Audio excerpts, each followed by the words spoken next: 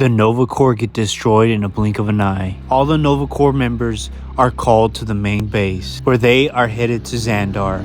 But out of nowhere, a fleet of unknown ships starts destroying everything in its path, and all the Nova team are put into immediate action, while Drax being the only one to get out of there alive, while the Kolin is just bombarded over and over again until they finally reach Xandar, and it's too much for the Nova Corps to take on themselves.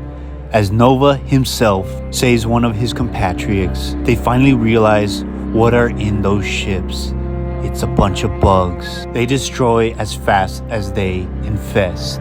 They get it within themselves to muster up the strength to fight back. The only one who can is Richard, as he goes in head first. He goes fearless into the charge, taking out a few in one single shot, encouraging the other Nova Corps members to do the same as well.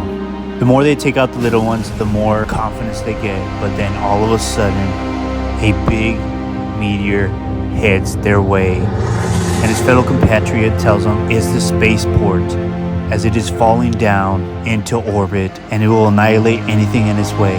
His compatriot starts to freak out, and he tells her that our only way around it is to go through it. Nova and his compatriot are so relieved that it's actually working, and she'll kiss him if they make it through it. But then debris falls and hits her straight in her helmet, taking her life. Ryder looks on devastatingly, and he ends up getting hit too by debris, and he can't touch it because it's too hot, as it is falling straight down into Xandar, destroying everything and everyone around him. He wakes up to a bright light. Barely able to move, he crawls out of the wreckage, and he begins to search for any sign of life, if anyone else survived. But as he looks on, all he sees is Xandar scorched. The core is gone. His failure brings him down to his knees. He is the last one, the last Nova member.